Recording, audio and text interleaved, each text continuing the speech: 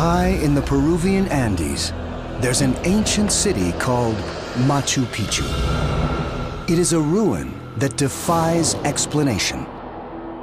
Who were the mysterious people who built it? And why did they build it here? With no defensive wall, it doesn't look like a fortress. Instead, there are fountains and small pools, temples, and strange altars cut from granite. But little else to explain how a people who didn't have iron tools or the wheel could have created such a masterpiece. And why?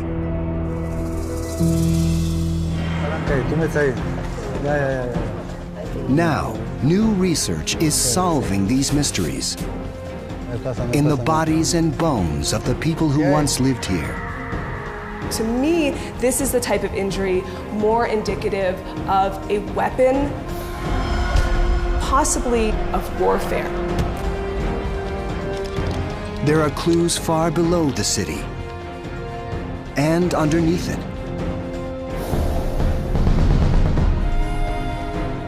And in the stories of the mummies of kings. Will all these revelations finally lay the ghosts of Machu Picchu to rest?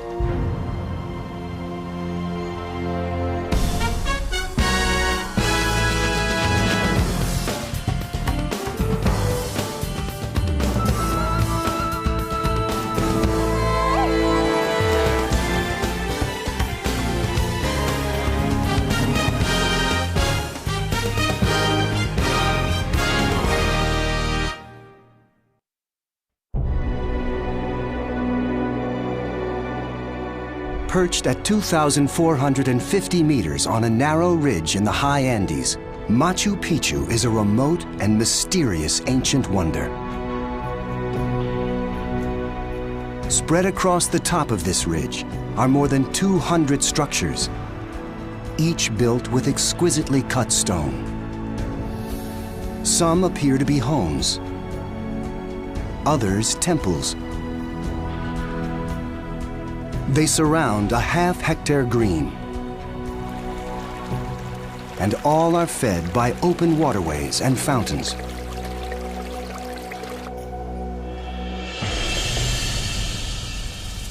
It is a lost city, whose doorways and passages hint at the ghosts of its past. A place that is at once beautiful and baffling. There are no written clues in the city, no carvings to suggest a purpose. At its highest point, the mystery only deepens. There, a beautifully carved pillar stands, a graceful riddle to cap the sight.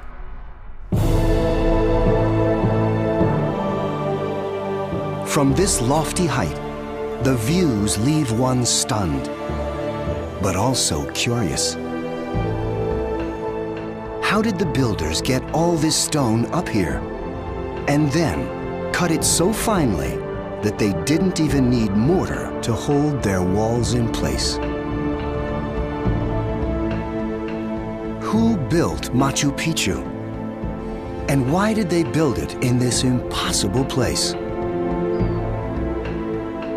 Even more perplexing, why did they abandon it? Throughout the city, stone seemed to be on the verge of being placed when work came to a stop.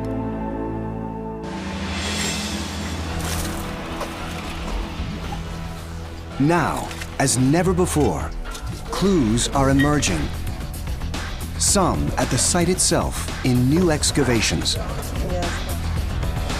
Others at the lower reaches of Machu Picchu, as teams explore them for the very first time.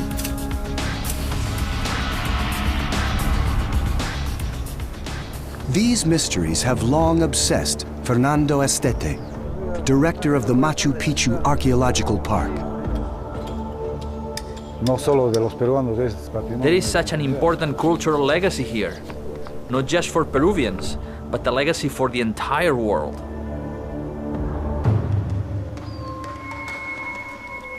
Making sense of that legacy is Astete's challenge, along with getting to work.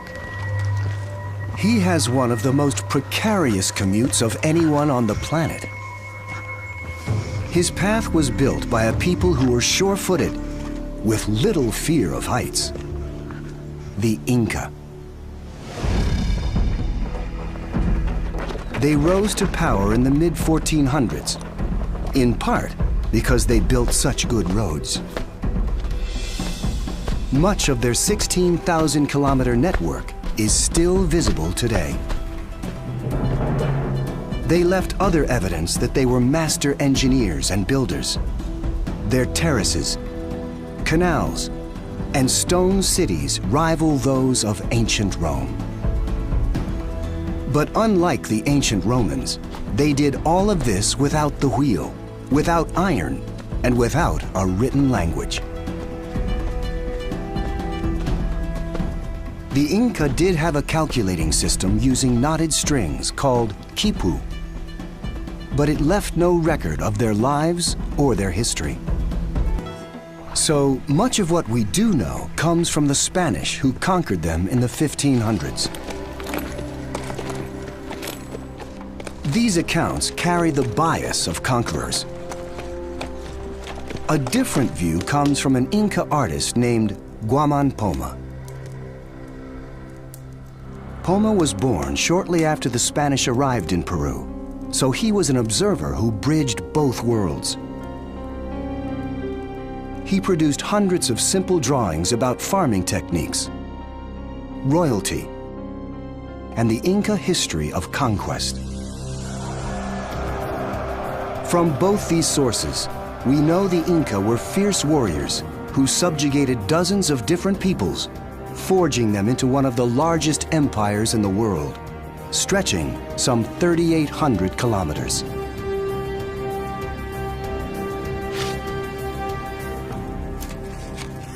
They fed their people by transforming steep slopes into farmland, with the rise and run of terracing. It's believed that more land was under cultivation during Inca times than is today in modern Peru. But the most surprising detail about the Inca is that they ruled for only 100 years. Then their empire was decimated, first by disease, then civil war, finally the Spanish conquistadors. From the Spanish, we know that the last Inca emperor retreated into the mountains to a city called Vilcabamba. The Inca held out at Vilcabamba for 35 years, until finally, in 1572, the Spanish destroyed the city.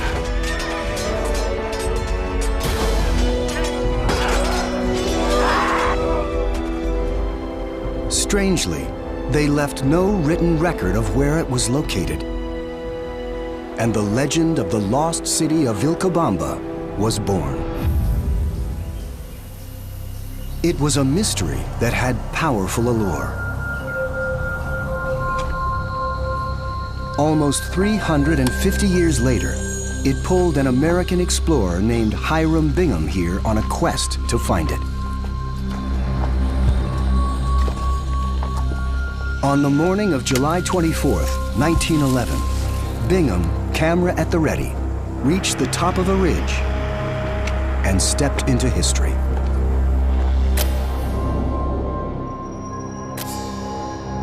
It fairly took my breath away, he later wrote.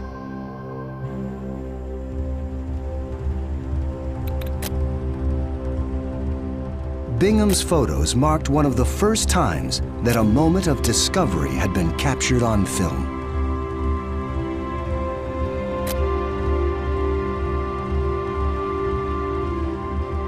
Today, those pictures are part of a rare 23-volume Explorer's album detailing Bingham's discovery.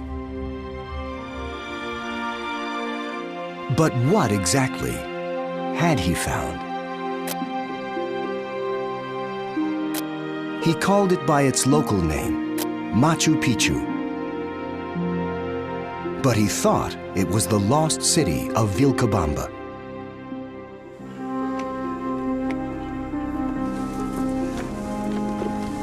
A year later, when his team discovered over 100 burials, Bingham believed he'd found the evidence to make his case. After thorough examination, Bingham and his bone expert, Dr. George Eaton, reached an astonishing conclusion. 80% of the dead were women. Eaton's data gave a sex ratio of 4 to 1, 4 times as many females as males. 4 to 1 really would be a tremendous bias. And I think that's what got Eaton excited. He thought, my God, they're almost all women. What could explain a predominantly female cemetery? Bingham thought he'd found the remains of the so-called Virgins of the Sun. According to Spanish accounts, the most beautiful girls in the empire were chosen for this sacred convent. Selected around the age of 8, these virgins served the Inca emperor for the rest of their lives.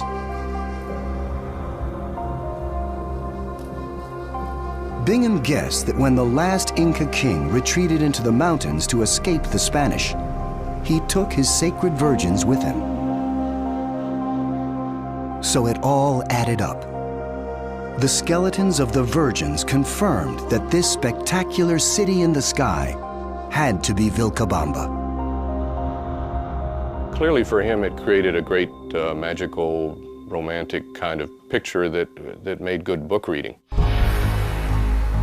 When published in the April 1913 issue of National Geographic, the story was an overnight sensation. Bingham became a star.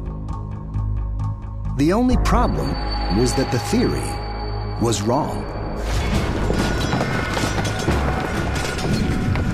Investigations of other Inca ruins revealed that the Spanish desecrated almost every Inca holy site they could find.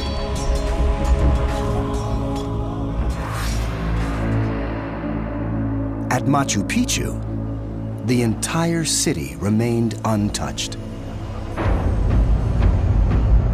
But the most convincing evidence against Bingham's theory was in the very bones he had found at the site. When forensic anthropologist John Verano re-examined them, he found that the sex of the skeletons was almost evenly split. A far cry from Eaton's 4 to 1 ratio. To figure out the sex of a skeleton, you have to compare it across many ethnic and racial groups. Eaton's references were limited to people of European or African descent. People in the Andes are relatively short, delicately built. Can only guess that what he was looking at was bone size, and he said, this looks like a small person, therefore it's female. In Bingham's collection, Verano also found the bones of several children, and children and virgins just didn't add up. I can't find evidence to support that idea that these were virgins of the sun. I think that can be pretty well ruled out. Without the virgins or any sign of Spanish desecration, there was no proof to support Bingham's theory that this was Vilcabamba. So what was it?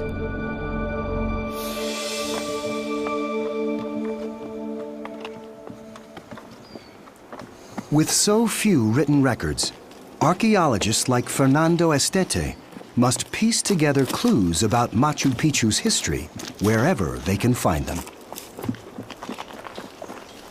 And he thinks he's just found one in a nearby town called Patayacta. Patayacta was important because it supplied the food for all the people living at Machu Picchu. Patayacta is a few hours' walk from Machu Picchu along the main Inca trail through the region. It is the closest place to Machu Picchu where large-scale farming could have taken place. The people who lived at Patallacta weren't just farmers, though. They likely played many roles. They could have been stone workers, builders, laborers. Astete's best hope for understanding Machu Picchu is to learn about the people who lived here, the possible builders of the city.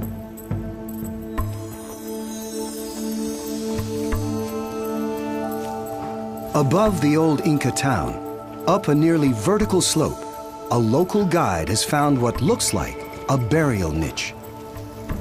Astete and fellow archaeologist Elva Torres believe it may be undisturbed, a gravesite last touched 500 years ago. Buenos días. Hola, ¿qué tal, Richard? ¿Qué tal? ¿Qué tal? ¿Y la tumba? Ahí está el jefe del frente. Sí, creo que podemos empezar ya a hacer apertura. Podemos ¿no? aperturar, sí. Richard, tú tendrías que... Vamos. Está bien.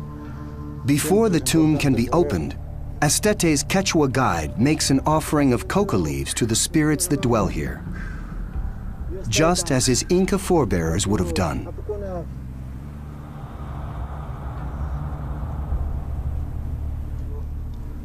A ver, pásame. Ya. Con cuidado, no se vaya a caer las otras. Astete and Torres have investigated many other burials in the area. Most are far more accessible. Cuidado, ¿no? Esta tumba es una de las más construidas. This tomb has been constructed. The other tombs don't use this style. They're simply in caves, in natural rock formations that are easy to get to.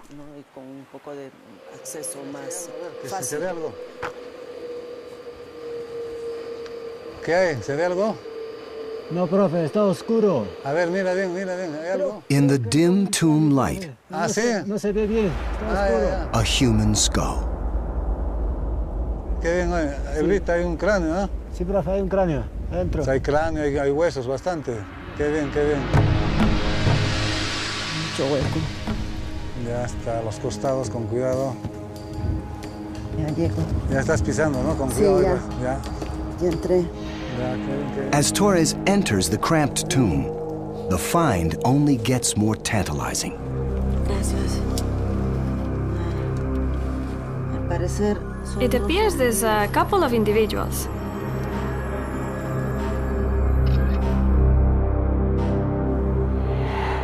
But as she investigates, she finds a lot more skeletons, 9 in all. And many show signs of injury. Este problema de fracturas, bueno, no. Well, this problem regarding fractures, they could be from everyday activities. They could have been from a fall, something may have fallen on them, or perhaps some other sort of activity. En este caso, posiblemente son canterías. In this case, they may have been working in the quarries. Could these be the skeletons of the builders of Machu Picchu? They can't be sure until they take a closer look in the lab. There, Torres is joined by bioarchaeologist Valerie Andrushko. Right away, they find some surprises in the skulls from the tombs near Patallacta. They're full of holes. It's the sign of a procedure called trepanation. Trepanation is the partial removal of part of the skull that the Inca practiced with very high degrees of success. Our understanding is that trepanation was often done in order to release intracranial pressure due to fractures. It's skull surgery, and healed wounds found throughout the empire show that the Inca were skilled at using it to treat head trauma. When we see evidence for trauma, the question is always, is it related to accidents or is it related to violence? This individual right here, this is a complete fracture of the frontal bone. It has perforated all the way to the frontal sinus. this type of injury is not the type of injury that one would get from an accidental fall. To me, this is the type of injury more indicative of a weapon type injury, possibly indicative of warfare. In fact, several skulls from the tombs show signs of blunt force trauma, the type of fracture you'd get from a club. So these weren't builders, they were likely warriors.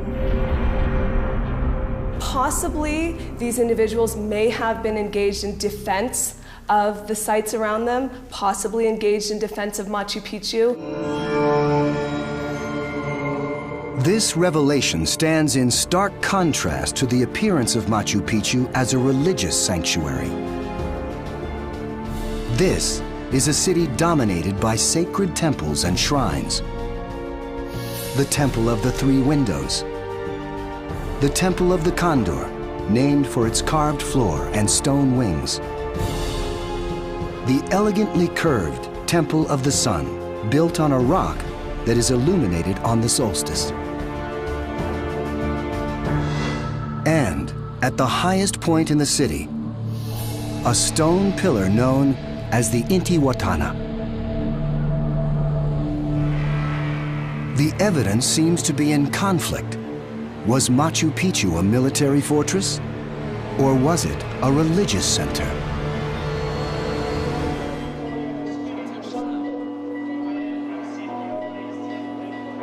The answer can perhaps be found in the ancient capital of Cusco, where the descendants of the Inca still live.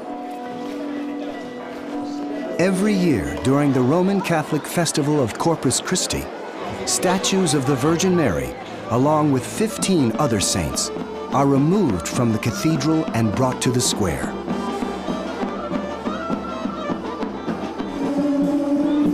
These performers may be paying homage to Christian saints, but the instruments they play and the steps they move to are actually Inca in origin. That's because this Corpus Christi procession is a Christian revision of an Inca ritual. 500 years ago, the Inca also processed through Cusco, but they didn't carry statues of saints. They carried the mummies of their kings, whom they revered as gods.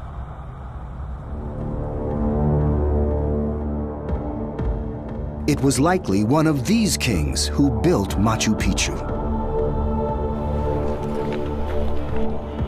The quality of the stonework alone suggests the city was royal.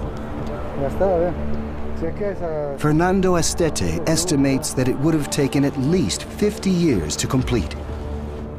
Since the Inca Empire only lasted 100 years, focus has been on the earliest kings. The accounts of a Spanish Jesuit named Bernabe Cobo point to a dynamic leader who founded the Inca Empire, a king named Pachacuri. But no one could ever prove that Pachacuri built Machu Picchu. A small clue is hidden in his name, which means, he who remakes the world. Pachacuri was sort of the Alexander the Great of the Incas. He was the one who started the expansion out of the Cusco region, and the Inca Empire began to expand tremendously over areas that had never been conquered by the Incas before.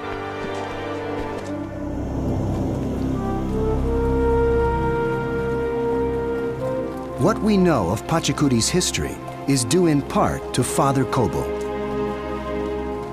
Cobo arrived in Peru after the conquest in the late 1500s and wrote his account based on interviews with descendants of the Inca.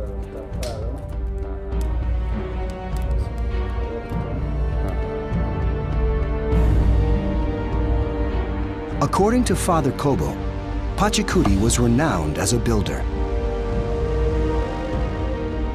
Having enlarged his empire with so many and such vast provinces, during the remainder of his life, this king devoted himself to building magnificent temples and palaces and strong castles. The beautiful stonework at Machu Picchu, so similar in style to Pachacuti's temples in other Inca cities, suggests that the same hand was behind the structures here. But the most convincing evidence linking Pachacuti to Machu Picchu comes from a Spanish register held in the colonial archives in Cusco. Dated 1568, it mentions the town of Pichu with a clear reference to its owner, Inca Yupanqui, also known as Pachacuti.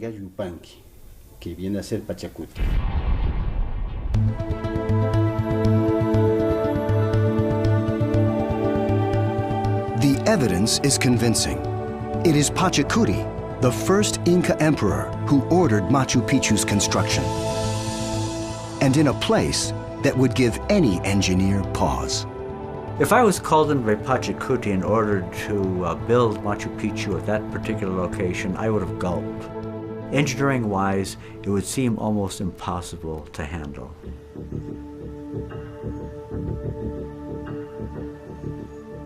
"15 years of study by hydrologist Ken Wright and a team of engineers is revealing how the Inca pulled this off. Because the steepness of the site isn't the only problem. Machu Picchu also receives torrential rains each year, triggering frequent landslides. And the site is crossed by not one, but two earthquake fault lines, making it a terrible place on which to build a city of stone. The location does have two virtues, a nearby freshwater spring and a supply of granite. There's a quarry right on the site.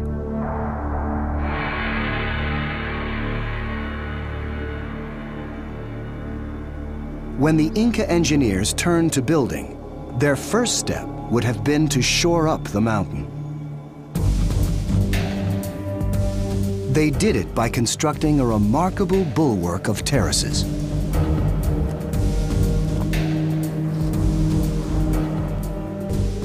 As Estere's team rappels further down the cliff face, they're discovering hundreds of new terraces hidden below. Usually, when people refer to Machu Picchu, they are only thinking about the Inca buildings on top of the ridge. But construction has to begin at the bottom. In other words, you have to start with the terraces. Terraces are fundamental to Machu Picchu. While some terraces would have been used for small-scale farming, their primary purpose was to hold the mountain in place while draining a huge volume of rainwater away. That averages about 76 inches per year. And in terms of, let's say, Middle America, that's a lot of water, roughly 2.5 times as much as the city of Chicago would get. Left unmanaged, that rainwater would turn the hillsides to mud, and Machu Picchu would slide away. The Inca avoided that by creating a sophisticated drainage system. Inside the terraces, archaeologists found a layer of rich topsoil. Under that, a layer of sandy dirt, and finally, gravel and larger stones. We could say that they are filtering galleries, meaning even when you get a lot of rain, the terraces never flood because the water is filtered through these progressive layers of material. Instead of racing down the mountain, the water slowly works its way into the ground, so there's almost no erosion. With this basic design in hand, the Inca fixed the first terrace into the mountain, then started on the next, replicating their way to the top. Once there, Inca engineers had to reckon with an even bigger water problem. This is a city paved with stone, with few places for rainwater to go. But the Inca had foreseen that problem, and during construction carefully placed more than 100 drains throughout the city. Many of these drains delivered the runoff from the elevated parts of the city into the central plaza. Further digging there revealed a remarkable innovation to handle all of that water. Beneath the usual layers of topsoil and gravelly dirt, Wright's team hit a thick layer of white granite chips, the spoil from years of Inca stone cutting. In effect, what the Inca did was to build an underground drainage system, a type of conduit to carry water safely away. These were colossal earthworks, extending nearly 2.7 meters below the surface and encompassing several hectares. They collected water and shunted it away from the city. The Inca engineers spend about 50%, maybe 60% of their overall effort underground, doing foundations, site preparation to make sure that Machu Picchu would last forever. So as vast as the city appears, there's 60% more of it underground, holding it all in place. While the Inca went to great lengths to get rid of water, they also built fountains which seemed to celebrate it. There are 16 fountains in the city, each beautifully designed, and a practical source of drinking water.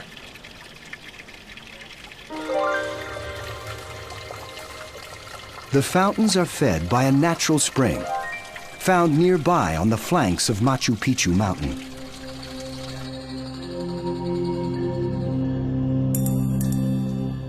From there, the Inca engineered a canal whose 3% grade was carefully crafted to deliver just the right amount of water to the fountains. Wright calculated the flow to be between 23 and 114 liters per minute, depending on the time of year, enough to sustain a population of close to 1,000 people. It was remarkable. It was something that created a great respect by us for the Inca engineers all those years ago.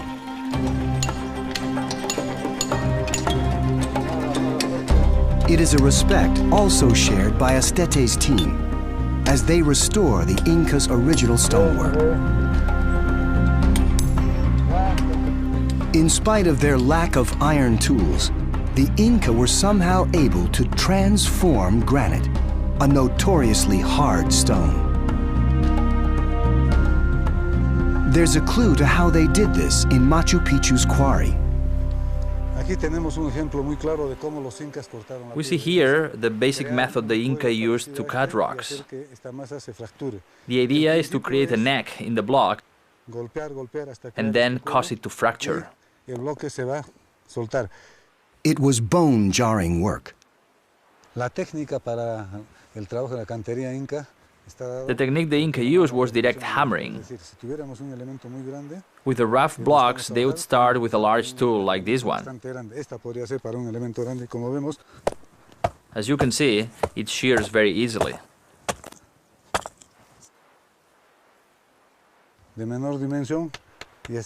Then they'd gradually use smaller and harder tools to give it that strong, smooth surface. Once the cutters had roughed it out, they put the stone on log rollers or mud and pulled it close to the construction site. The final step was to move the stone into place and match it to its mate. And here is the indentation they made, which matches the edge of the rock below it. It's held up by this wedge until they shape the two surfaces to match. Then the wedge is removed and the two stones fit together perfectly.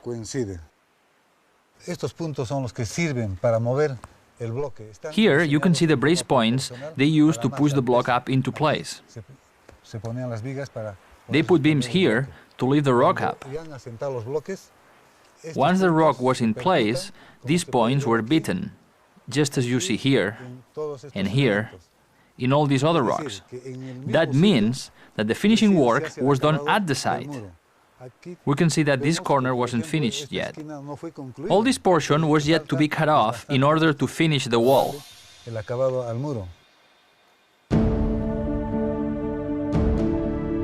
Driven by a royal mandate to build it here, Machu Picchu is a tribute to Inca engineering and artistry. Its hundreds of terraces buttress it from below. The granite walls are still solid after 500 years because of a remarkable drainage system. And it is crowned by an ingenious lacework of fountains cascading from the mountain spring above.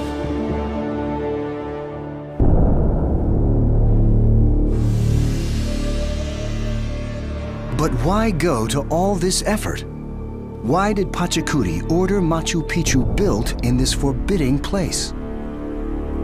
Was it for religious reasons?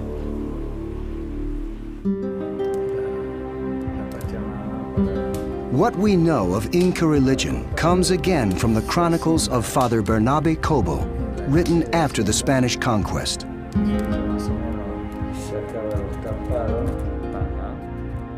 They worship with equal reverence and with the same ceremonial services the sun, water, earth, and many other things that they held to be divine. The Inca believed that the sun and the mountains were deities that had to be appeased through ritual. Cobo reported that one of these rituals was child sacrifice.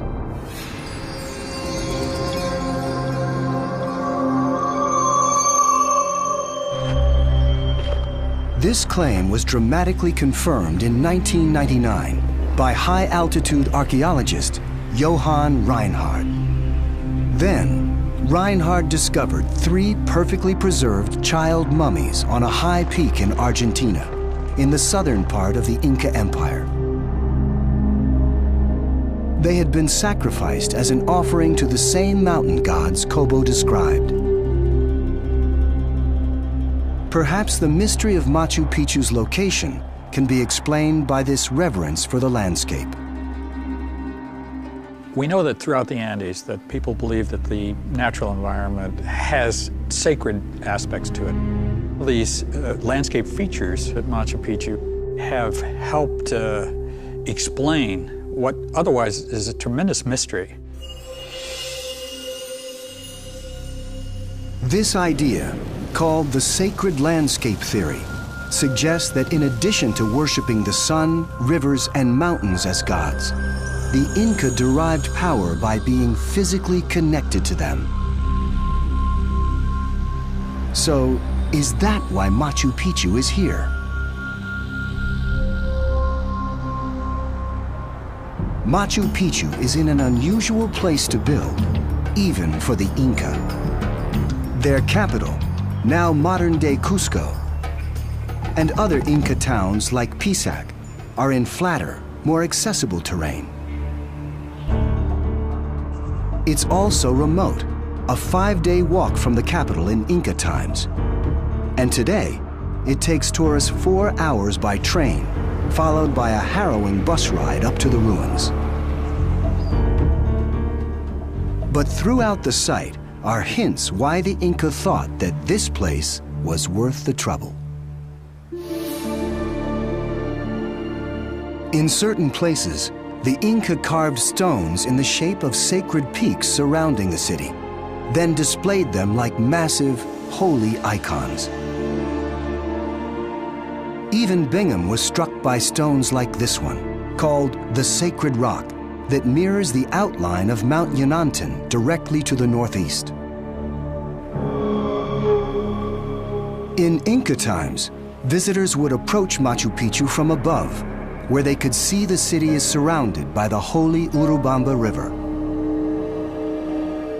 For an agricultural people, there was nothing more important than water, and here was a place firmly in the water's embrace.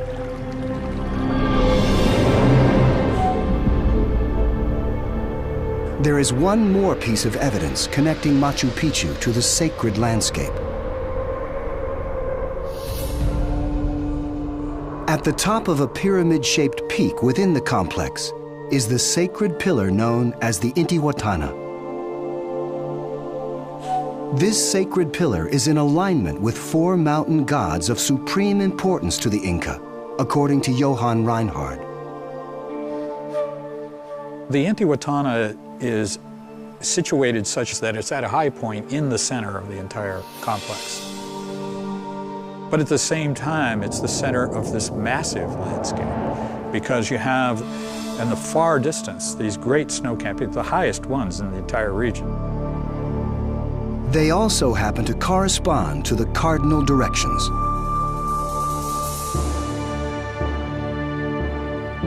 Its views to sacred peaks, proximity to the holy river, and the alignment with 4 powerful mountain gods must have made this location irresistible to the Inca. But how did the first Inca emperor, Pachacuti, actually use Machu Picchu? Within the city, there was a distinctive royal residence.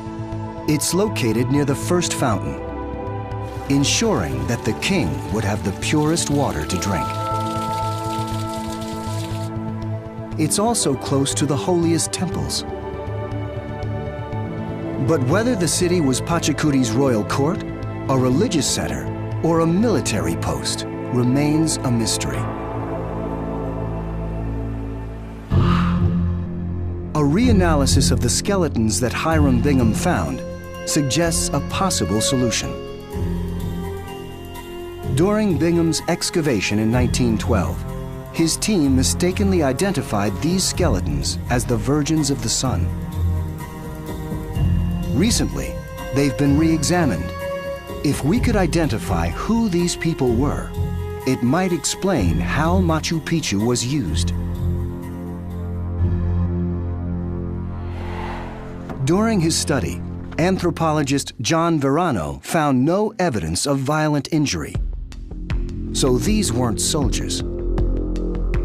He also confirmed that their burials had been simple, with no high-value artifacts. That meant they weren't royalty. In their bones, Verano found hints that they weren't common laborers either. Instead, they were from a class of people in between. I didn't see a lot of arthritis, even in the older adults at Machu Picchu, and that, again, made me think these are not people working really hard with, say, stonemasonry or dragging rocks up the hills. A critical clue to their identity can be found in their diet through a technique called isotopic analysis. In this process, scientists vaporize a small sample of bone.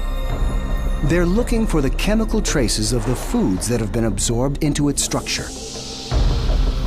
Among the vaporized particles, they found a high percentage of carbon-13 isotopes, which is the signature of corn. Though it's common in Peru today, in Inca times, corn was a royal food. In fact, pollen analysis of the soils from the hundreds of terraces here shows that the little food grown at the site was primarily corn. And, as John Verano found, corn leaves another signature. Corn is rich in carbohydrates, it's not good for your teeth. So they had a lot of cavities, they had a lot of abscesses, a lot of tooth loss. So, although they weren't royals, these people frequently helped themselves to the royal corn. They also didn't do a lot of heavy labor. So, what were they doing here? In some ways, I guess you could see it as a big hotel staff. Caretakers and servants of the estate. This was a large staff. Verano ultimately identified the remains of 177 individuals. The evidence is strong that Machu Picchu was a royal estate for the emperor, Pachacuti. This would have been a peaceful retreat where he and his courtiers would have come to rest, worship, and enjoy themselves, their needs tended to by well-trained royal servants. And you can kind of imagine an entourage of the royalty coming from Cusco along the road, and everybody at Machu Picchu saying, whoops, let's get it ready, clean it up, and get food, and so on, and welcome our guests.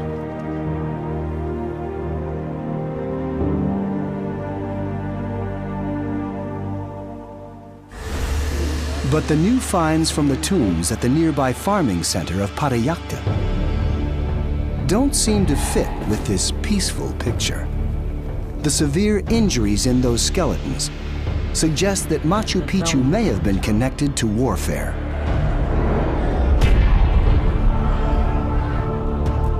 So how could Machu Picchu be a place of both war and peace?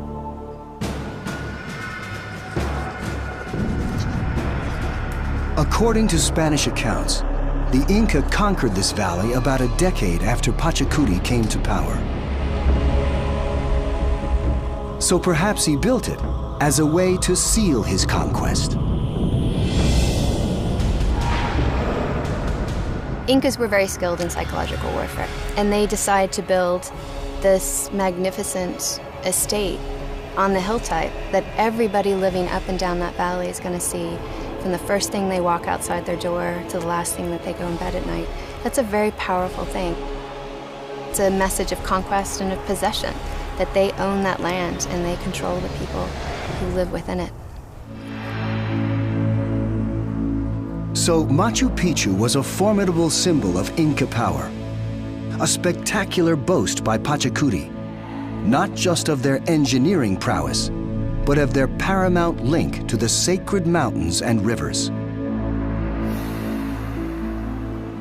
Still, if this place played such a critical role in demonstrating the religious and military power of the Inca, why didn't the Spanish deface it, as they did to other sacred Inca sites? And why isn't it ever described in any Spanish accounts?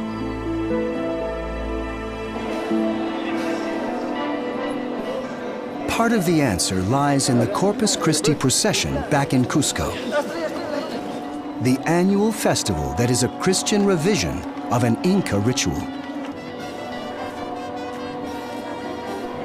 In that ritual, the Inca carried mummies instead of saints, especially the mummies of their kings.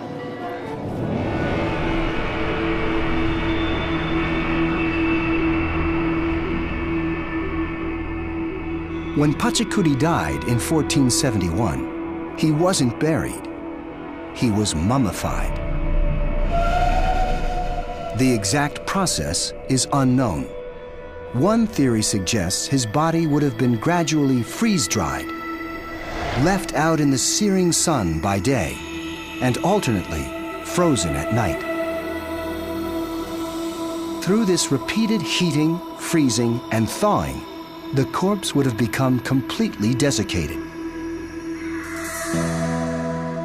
Curiously, this is similar to how the local Quechua people preserve llama meat. The result is jerky, which is one of the few Quechua words used in English. Once preserved, Pachacuti would not have been entombed. Instead, he would have continued to play an active role in the politics and rituals of the Inca world.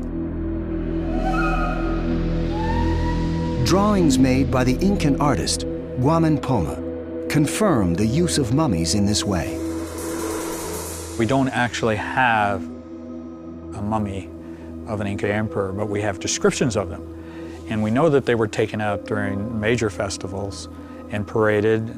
We know that they had attendants who would shoo away the flies and give offerings every day, food offerings and drink to the mummies. In other words, they were worshipped and believed to still play a role in the community. Care and handling of the mummy would have fallen to a group of family members called the Panaka, who also took control of all the king's royal estates. But over time, Even Pachacuti's Panaca could have run short of resources. Work at Machu Picchu may have slowed, then stopped altogether. The descendants of Pachacuti had more pressing concerns. Even before the Spanish conquest, smallpox came. It was followed by a bloody civil war that left the Inca Empire weakened and fragmented. Barely 60 years after Pachacuti died, the Inca Empire finally collapsed under the Spanish invasion. When the royal families had lost their power, they were disorganized, there was civil war, there was massive destruction of sites, and the people at Machu Picchu probably at some point just said, well, nobody's coming to visit, and the site really had no reason to exist at that point. By then, it is likely that all but the royal servants had forgotten Machu Picchu. And after time, even they probably just drifted away.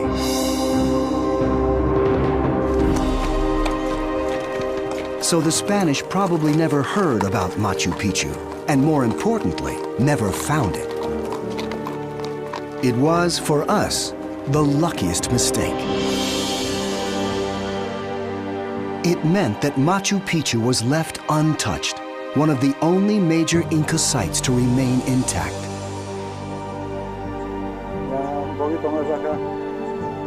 While it still poses confounding mysteries, it also holds great promise as new technologies and finds allow us to come to terms with the ghosts of Machu Picchu.